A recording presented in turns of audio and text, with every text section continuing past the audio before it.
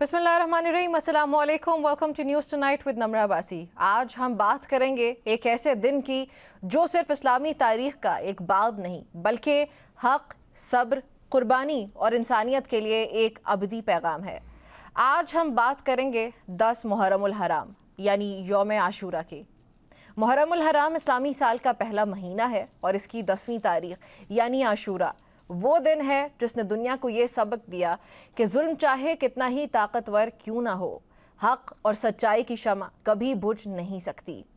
Karbala की सरजमीन पर इमाम हुसैन रज़ियल्लाहु ताला अन्हु ने अपने अहले खाना और जानिसार साथियों के साथ जो कुर्बानी दी वो सिर्फ एक जंग नहीं थी बल्कि इंसानियत के वक़ार, दीन इस्लाम की बका और उसूलों की हिफाजत की अजीम तरीन मिसाल थी। हज़रत इमाम हुसैन रज़ियल्लाहु ताला अन्हु ने दुनिया को ये पैगाम दिया कि सर कटाया जा सकता है मगर हक और सच्चाई पर समझौता नहीं किया जा सकता। शायर ने क्या खूब कहा है, कत्ले हुसैन असल में मर्गे यजीद है। कत्ले हुसैन असल में मर्गे यजीद है। इस्लाम जिंदा होता है हर करबला के बाद। नाज़रीन, यौम आशूरा हमें यह भी सिखाता है कि सब्र, इस्तकामत, अदल और हक के लिए डट जाना ही एक सच्चे मोमिन की पहचान होती है। इमाम हुसैन रज़ियल्लाहु ताला अन्हु ने अपने अमल से साबित किया कि अगर मकसद अल्लाह की रज़ा और दीन की सरबलंदी हो तो कुर्बानी कभी रायगा नहीं जाती।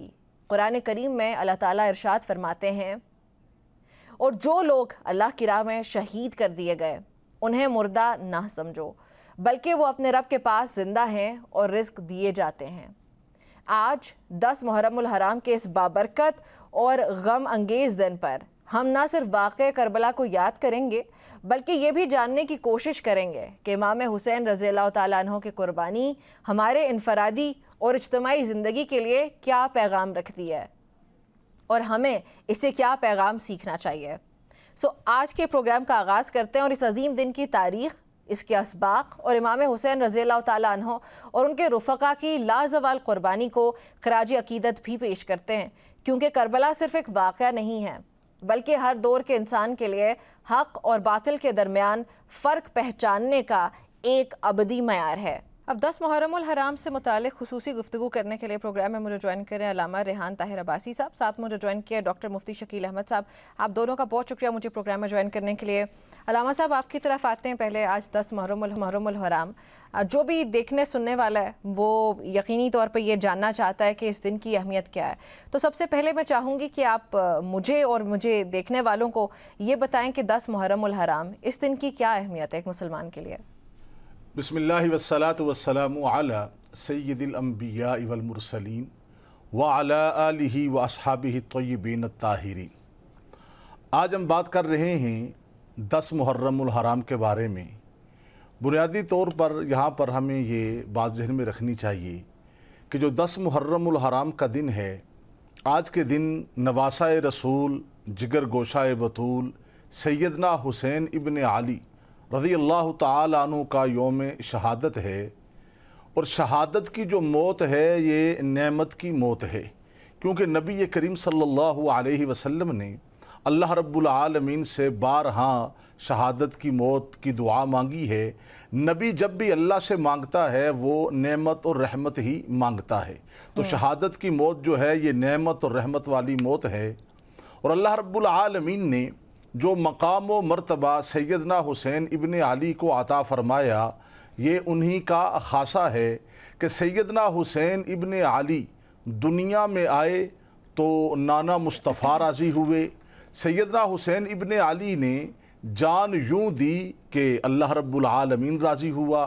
सैयदना हुसैन इब्न अली की जब विलादत हुई तो उन्होंने आँख खोली तो अपने नाना मोहम्मद मुस्तफ़ा सल्लल्लाहु अलैहि वसल्लम का दीदार किया। और सैयदना हुसैन इब्न अली ने अपनी आँख बंद की तो अल्लाह का दीदार किया, क्योंकि नबी करीम सल्लल्लाहु अलैहि वसल्लम ने फरमाया कि जब शहीद के खून का पहला कतरा गिरता है, शहीद की रूह निकलती है, तो इधर शहीद की रूह जिस्म से परवाज़ करती है, उधर शहीद को अल्लाह ताला अपना दीदार अता फरमा देते हैं। तो सैयदना हुसैन इब्न अली का ये मर्तबा और मकाम है پھر نبی کریم صلی اللہ علیہ وسلم نے سیدنا حسین ابن علی کا نام خود رکھا، بلکہ نبی کریم صلی اللہ علیہ وسلم نے سیدنا حسن کا نام بھی خود رکھا اور حسین کا نام بھی خود رکھا۔ اللہ کے نبی نے انہیں گٹی بھی پلائی، نبی کریم نے پھر ان کے کان میں اذان دی۔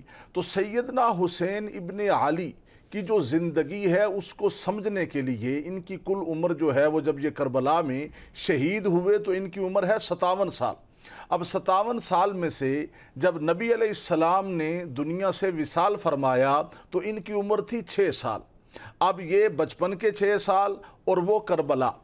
بنیادی طور پر دیکھا یہ گیا ہے کہ ہمارے معاشرے میں یا تو سیدنا حسین ابن علی کا بچپن بیان کیا جاتا ہے یا پھر ان کی جو کربلا کی شہادت ہے اس کو بیان کیا جاتا ہے۔ جو درمیان کے 50 یا 51 سال ہیں ان پر اتنی گفتگو نہیں کی جاتی، حالانکہ سیدنا حسین ابن علی کے جو درمیان کی زندگی ہے، جو ان کا دور ہے سیدنا ابو بکر صدیق کے دور خلافت میں، سیدنا حضرت عمر رضی اللہ تعالیٰ عنہ کے دور خلافت میں، سیدنا عثمان ذی النورین کے دور خلافت میں، پھر حضرت اپنے بابا حضرت علی المرتضیٰ کے دور خلافت میں، ان کے جو کارنامے ہیں، ان کی جو خدمات ہیں، ان کو اتنا بیان نہیں کیا جاتا۔ تو اب آج معاشرے کو ضرورت ہے اسوہ حسینی کی، اور اسوہ حسینی کیا ہے کہ لا الہ الا اللہ، یہ حضرت حسین کی تعلیمات ہیں کہ اللہ کے سوا کوئی حاجت روا نہیں ہے، اللہ ہی جو ہے وہ ساری کائنات والوں کا حاجت روا ہے، اور محمد الرسول اللہ جو ہیں وہ آخری نبی ہیں اور اللہ کے سچے رسول ہیں۔ آج معاشرے کو ضرورت ہے سیدنا حسین ابن علی کی سچ کی، جو انہوں نے سچائی والی زندگی گزاری ہے، اور سیدنا حسین ابن علی کی جو سچائی والی زندگی ہے وہ ہمارے لیے رول ماڈل ہے۔ اگر ہم اس کو چھوڑ کر کسی اور بار کی طرف آئیں گے تو یہ اسوہ حسینی نہیں کہلائے گا۔ آج معاشرے کو ضرورت ہے سیدنا حسین ابن علی کے عقیدے کی، سیدنا حسین ابن علی کی جو تلاوت تھی، سیدنا حسین ابن علی کو جو عبادات کے ساتھ جو ہے وہ ان کا شوق تھا، اور جو سب سے بڑھ کر سیدنا حسین ابن علی کی جتنی بھی ان کی خدمات ہیں، یعنی جتنے بھی مدینہ کے اندر جتنے بھی سوشل ایشوز پیش آئے اس کے اندر سیدنا حسین ابن علی سب سے جو ہے وہ آگے نظر آ رہے ہیں۔ سخاوت میں ہے، کسی کی مدد کرنی ہے، کسی کے ساتھ تعاون کرنا ہے۔ تو سیدنا حسین ابن علی کی جو 50 سالہ زندگی ہے اس کو جب ہم پڑھیں گے سمجھیں گے تو ہمیں اسوہ حسینی سمجھ آئے گا، اور ہمیں اس کے اوپر عمل درآمد جو ہے یا اس پہ عمل کرنے کے لیے اللہ تعالیٰ استطاعت بھی ضرور دیں۔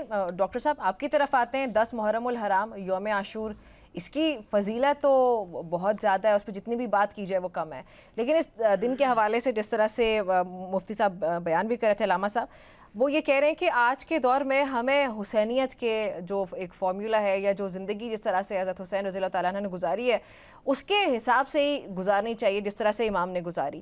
تو ایسے میں آج کے دن کے حوالے سے میں چاہوں گی کہ ہم اسی وقت کے حوالے سے بات کریں۔ اب آج کا ایک جو مسلمان ہے وہ کس طرح سے اپنی زندگی کو بہتر بنا سکتا ہے ان اسباق سے؟ بسم اللہ الرحمن الرحیم۔ اس سوال کے جواب کے اندر تو ایک علامہ صاحب نے کافی تفصیل سے ذکر کر دیا۔ بات یہ ہے کہ 10 محرم الحرام جو ہے اس کی فضیلت صرف اس حوالے سے نہیں ہے کہ اس میں سیدنا حسین رضی اللہ تعالیٰ کی وفات ہوئی، بلکہ اگر ہم تاریخی اعتبار سے دیکھیں تو اس کی اہمیت تاریخی اعتبار سے آپ صلی اللہ علیہ وسلم سے پہلے بھی موجود تھی۔ ہم اگر دیکھیں تو جلیل القدر انبیاء جتنے بھی گزرے ہیں تو 10 محرم الحرام کا تعلق ان کی زندگی کے ساتھ بھی ہے۔ جیسے سیدنا آدم علیہ السلام کی پیدائش ہوئی وہ 10 محرم الحرام میں ہوئی، پھر حضرت عیسیٰ علیہ السلام کی جو ہے پیدائش اس بھی یہ کہا جاتا ہے، پھر حضرت عیسیٰ علیہ السلام کو جو آسمان پہ اٹھایا گیا اس حوالے سے بھی یہ کہا جاتا ہے کہ یہ 10 محرم الحرام کا دن تھا۔ پھر سیدنا یعقوب علیہ السلام کے بارے میں کہا جاتا ہے کہ جب ان کی ملاقات اپنے بیٹے سیدنا یوسف علیہ السلام سے ہوئی تو وہ بھی 10 محرم الحرام کا دن تھا۔ پھر اسی طرح اللہ رب العزت نے جو یہ بنی اسرائیل تھے ان کو جو نجات دی تھی فرعون سے، وہ بھی 10 محرم الحرام کا دن تھا۔ تو تاریخی اعتبار سے دیکھا جائے تو 10 محرم الحرام کی فضیلت صرف اور صرف جو ہے واقعہ کربلا کے ساتھ جڑی ہوئی نہیں ہے، بلکہ اس کے علاوہ آپ صلی اللہ علیہ وسلم سے پہلے جو جلیل قدر انبیاء ہیں ان کے جو واقعات ہیں وہ یہ بتاتے ہیں کہ اس کی اہمیت اس اعتبار سے بھی تھی۔ اور پھر آپ صلی اللہ علیہ وسلم کے زندگی میں، پھر آپ صلی اللہ علیہ وسلم کی زندگی کے بعد بھی کچھ واقعات ایسے ہیں 10 محرم سے پہلے، یعنی واقعہ کربلا سے پہلے، جو اس بات کی اہمیت کو بتاتے ہیں۔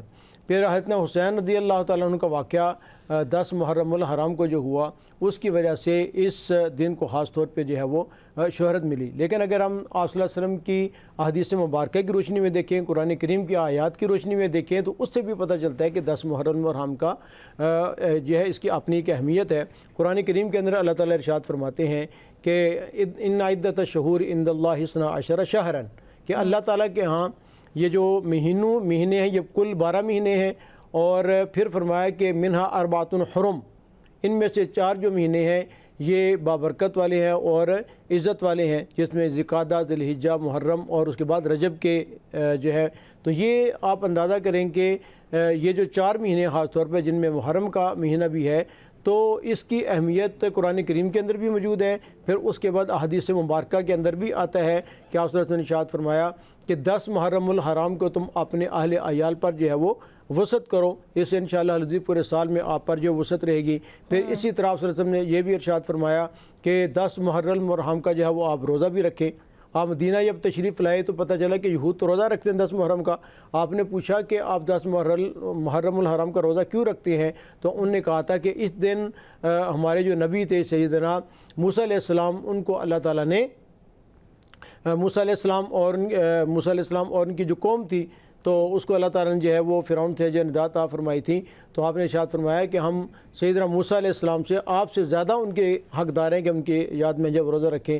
تو پھر آپ نے فرمایا کہ خالف الیہودا، کہ یہود کی آپ مخالفت کریں، وہ 10 محرم الحرام کا روزہ رکھتے ہیں تو آپ ایک دن پہلے کا روزہ رکھ لیں یا ایک دن بعد کا روزہ ان کے ساتھ ملا لیں۔ اور یہ فرمایا کہ مجھے امید ہے کہ جو 10 محرم کا روزہ رکھے گا تو السنۃ الماضیہ، 1 سال پہلے کے جو گناہ ہیں اللہ تعالیٰ اس سے کیا کر دیں گے، معاف فرما دیں گے۔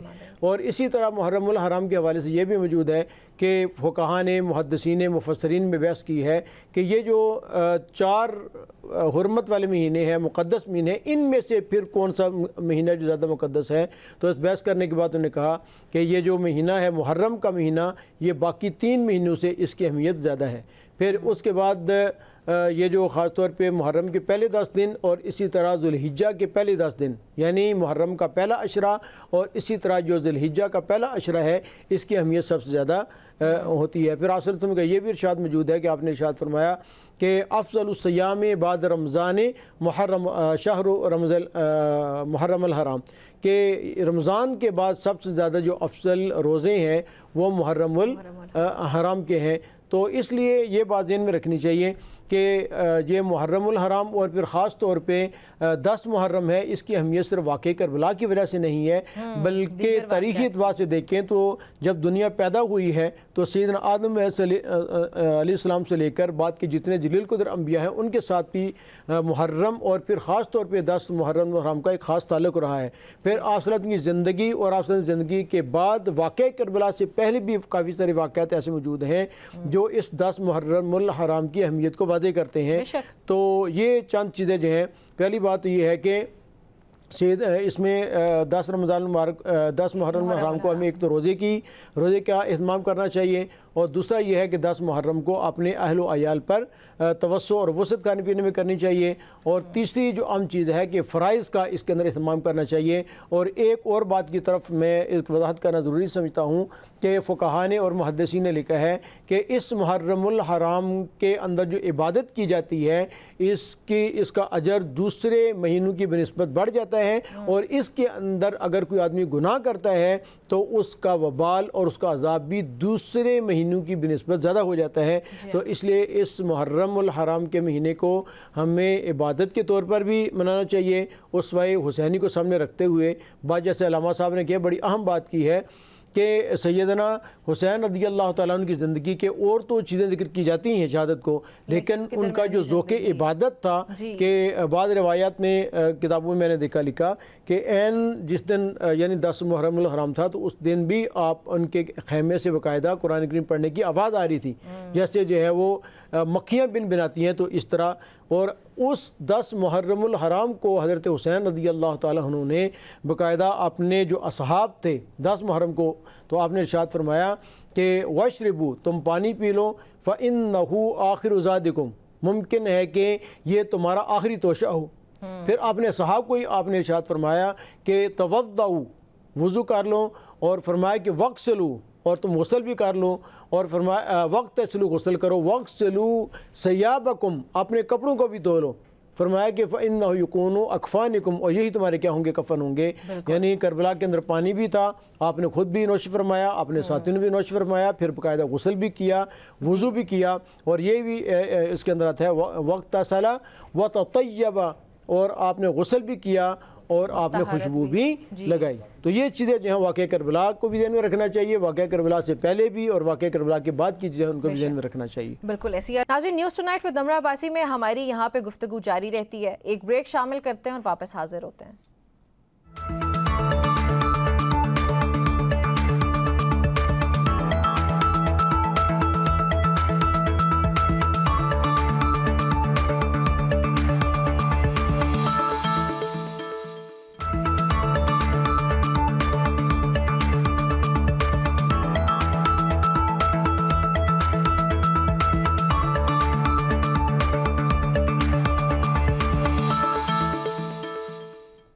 Welcome back to news tonight. 10 मुहर्रमुल हराम से मुतालिक जो हमारी गुफ्तगू थी उसको आगे बढ़ाते हैं। अलामा साहब, बच्चे इस वक्त चूँकि ज़रूर हमें देख रहे होंगे, और बच्चे हमेशा बहुत दिलचस्पी का इजहार करते हैं जब 9-10 मुहर्रमुल हराम की बात आती है, और उनका ज़रूर दिल होता है, क्योंकि मैंने ख़ुद भी बतौर एक बच्चे इस चीज़ को एक्सपीरियंस किया। और अभी ये जो बच्चे हैं वो ज़रूर पूछते हैं कि कुछ वाक़या सुनाएं, जो वाक़यात हुए उसमें से कोई, अगर मैं आपको कहूँ कि ख़ास तौर पे बच्चों के लिए कोई वाक़या अगर है 10 मुहर्रमुल हराम से मुतालिक, तो प्लीज़ सुनाइएगा जी। 10 मुहर्रमुल हराम को सैयदना हुसैन इब्न अली इमाम अली ये मकाम की शहादत है, और आज हम बात कर रहे हैं वाक़या करबला 10 मुहर्रमुल हराम और उसवा हुसैनी पर। देखें, सबसे पहले बुनियादी बात तो ये है कि सैयदना हुसैन इब्न अली की जो ज़िंदगी है वो मुआशरे के तमाम अफराद के लिए उसमें रहनुमाई मौजूद है। अगर बच्चे पढ़ेंगे तो उनकी बचपन से भी जो है वो रहनुमाई मिलती है। सैयदना हुसैन इब्न अली का जो बचपन है वो बड़ा ख़ूबसूरत बचपन है। उनके बचपन के जो वाक़यात मिलते हैं वो सच्चाई पर मबनी हैं, सदाकत पर मबनी हैं और हकीकत पर मबनी हैं। सैयदना हुसैन इब्न अली के सामने एक बंदा वज़ू कर रहा है।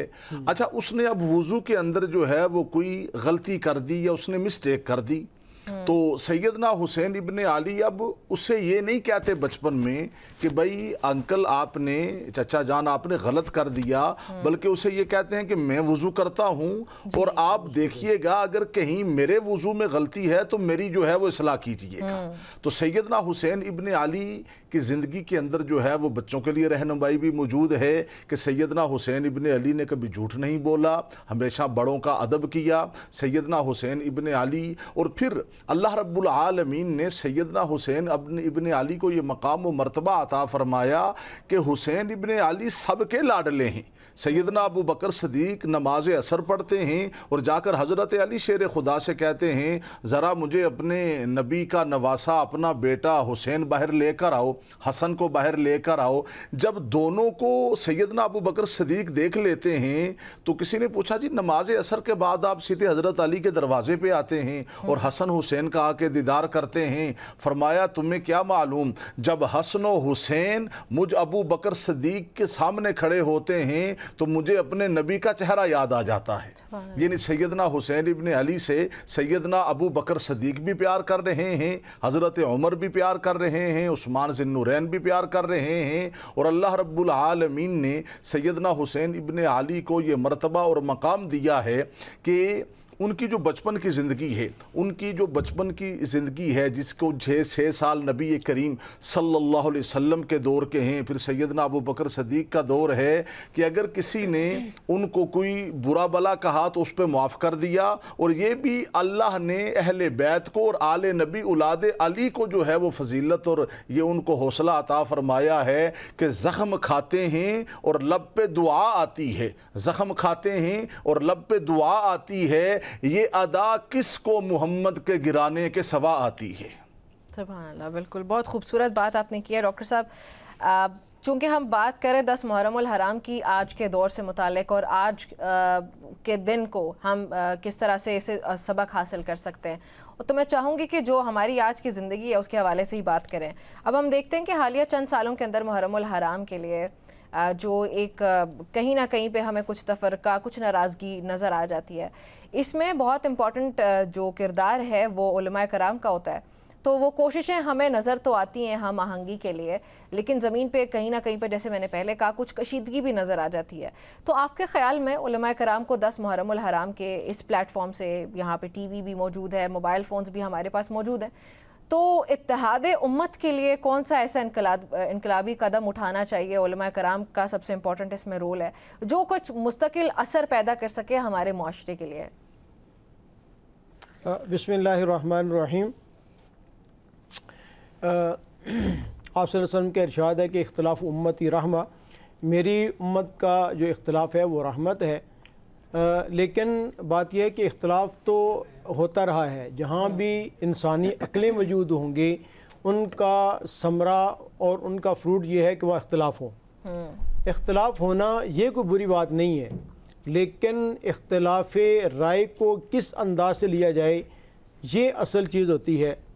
اختلاف رائے کو اس اعتبار سے تو رحمت قرار دیا جا سکتا ہے کہ جب آپ اختلاف کریں گے تو آپ کی رائے الگ ہوگی، دوسرے کی رائے الگ ہوگی، عقل کا ثمرہ، عقل جو ہے وہ تو اختلاف لازماً کرے گی۔ اگر اختلاف نہیں ہو رہا تو آپ یہ سمجھ لیں کہ یہاں کوئی نہ کوئی مسٹیک ہے، یا آپ یوں کہہ لیں کہ منافقت جسے کہا جاتا وہ ہے۔ ورنہ جہاں عقل والے بیٹھیں گے، چاہے وہ سیاسی مسئلہ ہو، چاہے وہ مذہبی مسئلہ ہو، چاہے وہ سماجی مسئلہ ہو، میں کہتا ہوں کہ ملکی سطح کا ہو، انٹرنیشنل سطح کا ہو، یا آپ یوں کہیں کہ گھر کی سطح کا کیوں نہ ہو، میاں بیوی کے درمیان بھی اختلاف ہوتا ہے۔ اگر آپ کسی کالج یونیورسٹی میں پڑھاتے ہیں تو وہاں بھی ہوگا، اگر آپ کسی سرکاری ادارے میں بھی ہوتا، پھر اسی طرح جو تحقیقات ہوتی ہیں، ریسرچ ہوتی ہیں، ان کے اندر بھی اختلاف ہوتا ہے۔ تو اب مسئلہ یہ ہے کہ اس اختلاف کو ہینڈل کس طرح کرنا ہے۔ اب اس کی دو صورتیں ہیں۔ پہلی صورت یہ ہے کہ انسان یہ کہے کہ میں جو سمجھ رہا ہوں یہی ٹھیک ہے اور دوسرا غلط ہے۔ جہاں اختلاف جو ہے یہ شر پیدا کرے گا، فساد پیدا کرے گا، لڑائی اور جھگڑے کو پیدا کرے گا۔ اور دوسری صورت یہ ہے کہ انسان یہ کہا میں یہ صحیح سمجھتا ہوں، ممکن ہے کہ میری رائے غلط ہو، دوسرے کی ٹھیک ہو، لیکن میں اپنی ذات کی حد تک اس مسئلے کو ٹھیک سمجھتا ہوں۔ یہ جو برداشت والا پہلو ہے، جب تک یہ نہیں ہوگا اس وقت شر اور فساد پیدا ہوگا۔ اور جب تک آپ کے اندر ٹالرنس پیدا ہو جائے گی، اور ٹالرنس سے بڑھ کر اگلا سٹیپ ہوتا ہے ایکسیپٹنس کا، کہ آپ اگلے کی رائے کو قبول بھی کریں، جی ہاں، تو پھر اس صورت کے اندر یہ اختلاف رحمت بنتا ہے۔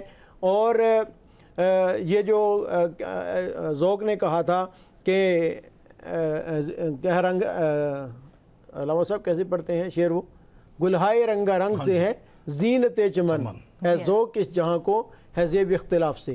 تو یہ خوبصورتی جو پیدا ہوتی ہے یہ تو اس طرح اختلاف رائے سے ہوتی ہے۔ اسی طرح جو عقلی تحقیقات ہوتی ہیں یا ریسرچ ہوتی ہے، انوویشن ہوتی ہے، اس کی تو بنیادی اختلاف ہے۔ حضرت الامام اعظم ابو حنیفہ رحمۃ اللہ سے کسی نے پوچھا کہ مسئلہ آپ نے جو قرآن و سنت سے نکالا ہے کیا یہ حق ہے؟ تو آپ نے ارشاد فرمایا کہ یہ حق تو ہے، میں اس کو ہم سمجھتا ہوں، لیکن ممکن ہے کہ یہ ٹھیک نہ بھی ہو۔ تو اسی طرح جتنے ائمہ ہیں وہ سارے کے سارے سب سے بالکل واضح طور پہ منقول ہے کہ ہم نے جتنے مسائل خود قرآن سنت سے مستنبط کیے تھے ہم ان کو درست سمجھتے ہیں، اور ہم اور ہمارے اللہ کے ہاں ہم اس کے جواب دیں کہ یہ درست ہے، لیکن ممکن ہے کہ دوسرے کی رائے بھی۔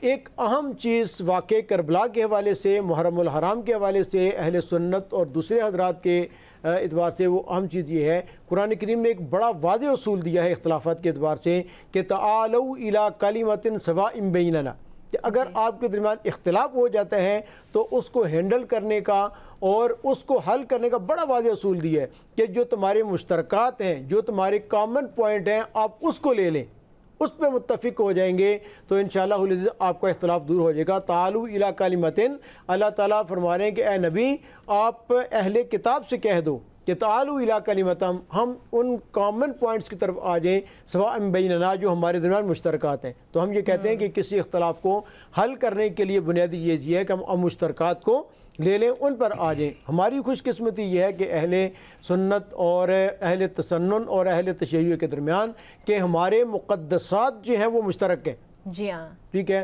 اور مقدسات کے اندر مختلف چیزیں آ جاتی ہیں، جیسے اس میں مقدسات کے اندر شخصیات بھی آ جاتی ہیں، کتابیں بھی آ جاتی ہیں، جی۔ پھر اس طرح اور چیزیں بھی آتی ہیں۔ میں تو یہاں تک کہتا ہوں کہ جو ہمارے مزارات ہوتے ہیں بزرگوں کے، وہ بھی مقدسات کے اندر جو ہیں وہ شامل ہیں۔ تو مقدسات کے اندر تو ہمارے تو مقدسات جو ہیں شخصیات وہ ساری کی ساری مشترک ہیں۔ سیدنا علی کرم اللہ وجہہ، یہ دونوں کے مشترک جو ہے وہ شخصیت ہیں اور دونوں کے نزدیک قابل احترام ہیں۔ اور اسی طرح سیدنا حسنین کریمین کی شخصیت جو ہے ان کو آپ لے لیں، لیکن آپ دیکھیں کہ حسنین کریمین ان کی زندگی کیسی بابرکت والی تھی کہ حضرت حسن رضی اللہ تعالی عنہ اور سیدنا امیر معاویہ رضی اللہ تعالی عنہ کے درمیان جب اختلاف ہوا تو حضرت حسن رضی اللہ تعالی عنہ نے اپنا جو ہے وہ حضرت معاویہ رضی اللہ تعالی عنہ کے ہاتھ پہ بیعت کر کے دستبردار ہو گئے، اور اسی کے بارے میں آپ صلی اللہ علیہ وسلم نے ارشاد فرمایا کیا، ابنی ھذا سید، کہ میرا یہ بیٹا سید ہے، سردار ہے، اور ان قریب اللہ تعالیٰ اس کے ذریعے سے امت کے دو گروہوں کے درمیان اتفاق پیدا کریں گے۔ ابنی ھذا سیدن کے باقاعدہ یہ آپ صلی اللہ علیہ وسلم کے جو الفاظ موجود ہیں اور آپ کی یہ بشارت پہلے سے موجود ہے۔ حسنین کریمین اور اہل بیت کی زندگی کے اندر دو پہلو انتہائی نمایاں ہیں۔ جی، ایک ان کی زندگی کا پہلو جو ہے وہ تو سخاوت ہے کہ اہل بیت کے اندر سخاوت کتنی زیادہ تھی، اس کے ایک نہیں 20 واقعات ہیں کہ گھر کے اندر کوئی مانگنے کے لیے آیا تو کتنے دن کے اہل بیت حسنین کریمین خود بھی کہ وہ بھوکے تھے، امی فاطمہ رضی اللہ تعالیٰ وہ بھی ہیں، ٹھیک ہے، کافی دنوں کے بعد کوئی چیز کھانے کے لیے آئی ہے تو ایک بیکاری نے آ کے دروازہ کھٹکایا، وہی چیز اٹھا کے جو ہے وہ اہل بیت نے ان کے حوالے کر دی۔ اسی طرح اور بھی کافی سارے واقعات موجود ہیں۔ دوسری جو چیز ان کی زندگی میں بڑی اہم ہے وہ عفو درگزر کا پہلو ہے، معاف کرنے کا۔ اور ایک واقعات میں نے ابھی ذکر کیا حضرت حسن رضی اللہ تعالیٰ عنہ کا، اور اسی طرح حضرت حسین رضی اللہ تعالیٰ عنہ کی زندگی میں بھی ایسے واقعات بے شمار ہیں کہ عفو درگزر جو ہے پوری زندگی۔ تو دو واقعات ہمیں ان کی زندگی سے لے لینے چاہیے، ایک عفو درگزر کا اور دوسرا جو ہے وہ سخاوت کا۔ تو انشاءاللہ اور بہت خوبصورت بات آپ نے کی ہے ڈاکٹر صاحب۔ یہاں پہ ایک بریک شامل کرتے ہیں اور واپس آتے ہیں۔